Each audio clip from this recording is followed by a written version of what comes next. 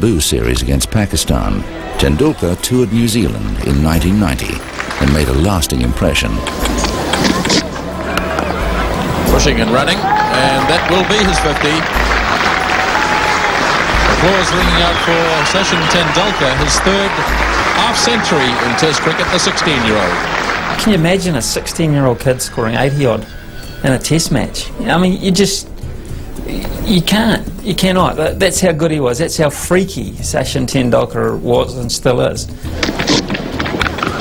And he plays a crunching shot square of the wicket on the offside. Might get cut off. No, it's not.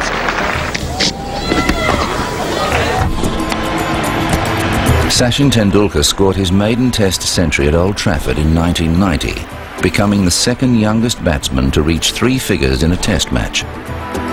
It was remarkable not only for the fact that he was still a teenager when he made 3 figures in a Test match for the first time, but it was also remarkable because it was a very significant innings in that it helped India save the Test match. Tendulkar showed a remarkable degree of maturity and played a really top-class innings.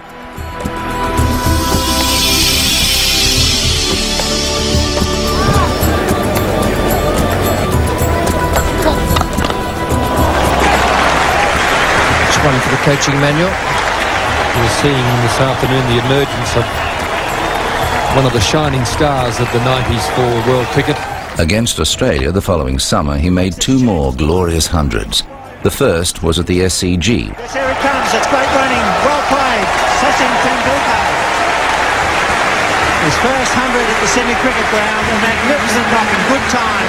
His first Test 100 in Australia came at the Sydney Cricket Ground in the first week of 1992, and I'll never forget it because it was one of those hundreds where you realise you were watching someone special. And it was the youngest. He was the youngest player to score a Test century in Australia, and he did it with a style that everyone who was there knew they were watching something special, and they were very lucky to be there. To me, his defining shot was always the when he stood up on the back foot and punched through cover.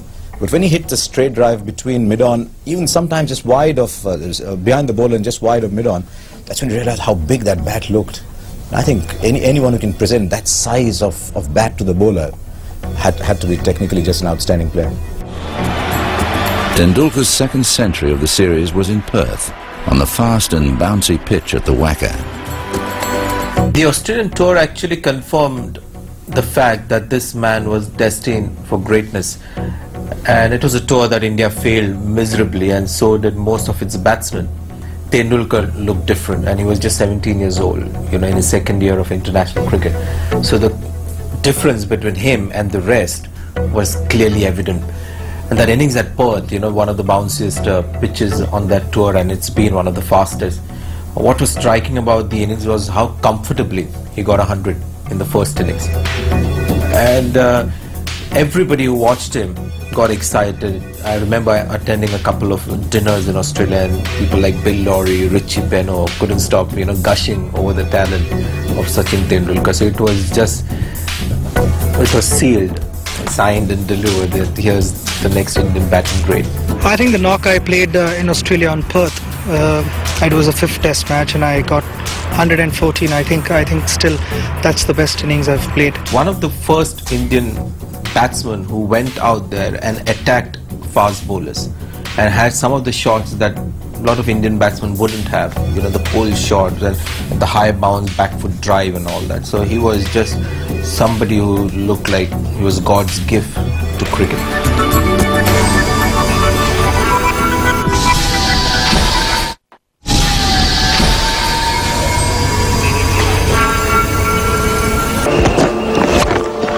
That's a magnificent shot. By 1996, Tendulkar had overtaken Mohammad Azharuddin as the leading scorer in one-day internationals, in 62 fewer innings than Azharuddin. He's been the one batsman that has dominated this sort of era, and I think he may go on to dominate eras to come as well, depending on how long he can play for. He's been superb. He's dominated one-day cricket especially. There we go, and he's hit it straight down the ground for 4. He's rewritten the history books. He's done absolutely brilliantly all over the world. And you just have to look at him, and he's clearly one of the all-time legends. And this is 50. Good knock by young Tendulkar. I've never seen Sachin sort of struggle against any particular kind of bowlers apart from Ashley Giles for some reasons, or Ray Price. And yeah, that's really his greatness, that he's perhaps the most wholesome batsman of his age. You know, Lara and Tendulkar are the two greats of their era, but Lara has had ups and downs which Sachin never has. Gone. Outstanding shot from Tendulkar.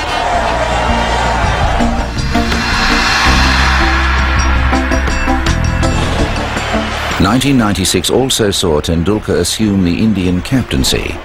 He began with an emphatic home series victory against Australia. But by 1998, India was struggling, and Tendulkar's form had tapered off. It seemed as though the burden of captaincy was weighing heavily on him. There's a saying in India that God gives you everything and keeps something himself. Now, to judge a captain, I believe you've got to be in the side. You've got to be around the squad, you've got to be in the side to make a judgment on someone as a captain, because there's so many elements involved in the final outcome of the game. But I thought he was too stressed as a captain. I spoke to him around that time as well, and I could sense he was very stressed in that role, and it's just started at some point to take a toll on his batting. So maybe he was just destined to be a great batsman and not be among the all-time great captains, but if you're destined to be as good a batsman as he is, then everything else pales anyway. Relieved of the captaincy, Tendulkar again found form. Between March 1998 and July 1999, he made 10 one-day centuries and 5 test match centuries.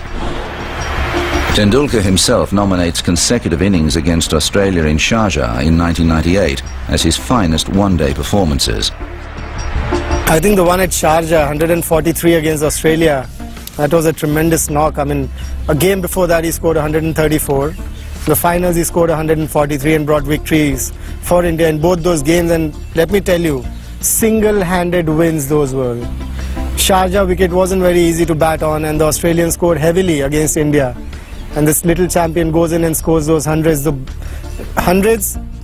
that two big ones that gave India the victory. I think I would rate those two innings as his best in one-day internationals.